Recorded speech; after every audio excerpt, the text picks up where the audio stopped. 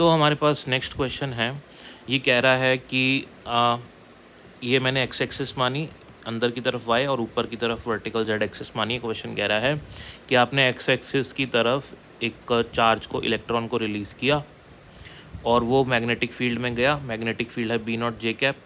मैंने अंदर की तरफ वाई एक्सिस मानी है, तो अंदर स्क्रीन के अंदर आपकी मैग्नेटिक फील्ड है। तो इनिशियली इस चार्ज की, जो इलेक्ट्रॉन है, इनिशियली इसकी स्पीड इतनी है, इतनी मैग्नेटिक फील्ड में रिलीज़ हुआ है और इसका वेवलेंथ इनिशियली इतना है। तो बोलता है कि टी टाइम बाद, किसी टी टाइम बाद उसका वेवलेंथ क्या होगा, फाइनल वेवलेंथ हमको जो है निकाल लेना है। तो सबसे पहली बात यह है कि डी ब्रोगली वेवलेंथ निकालनी है। डी ब्रोगली वेवलेंथ होती है h/p, ठीक है।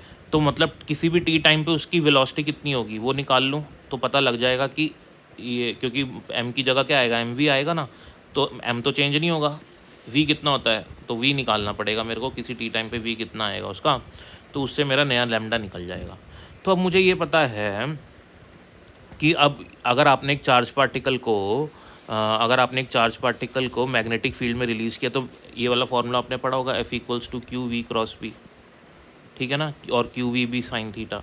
इसका मतलब क्या होता है, अगर आप किसी चार्ज पार्टिकल को मैग्नेटिक फील्ड में रिलीज़ करते हो, तो अगर आप सपोज़ करो इधर तो चार्ज पार्टिकल की स्पीड है और उससे 90 डिग्री पे अंदर की तरफ मैग्नेटिक फील्ड है, तो चार्ज पार्टिकल क्या करेगा, सर्कुलर मोशन करेगा, राइट, ऐसे सर्कुलर मोशन करेगा और उस पर फोर्स लगेगा QVB sin theta.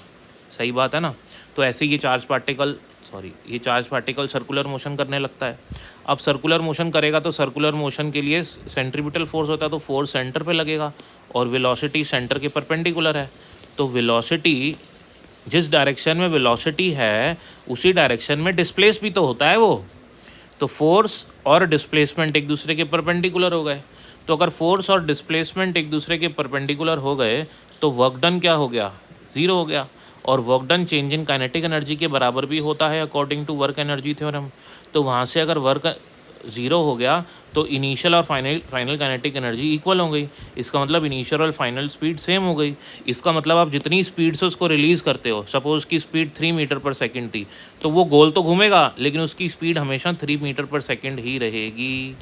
Velocity change होएगी लेकिन मैग्नीट्यूड या स्पीड चेंज नहीं होने वाली, ठीक है। तो क्योंकि स्पीड चेंज नहीं होने वाली तो h तो वैसे ही कांस्टेंट है, अब वेलोसिटी भी कांस्टेंट रह गई, तो लैम्डा क्या रहेगा, लैम्डा भी कांस्टेंट रहेगा, लैम्डा चेंज नहीं होगा। यानी कि इनिशियली उसकी वेवलेंथ लैम्डा नॉट थी और during the motion in magnetic field उसकी वेवलेंथ लैम्डा नॉट ही रहेगी, सो चेंज नहीं होगा। Thank you.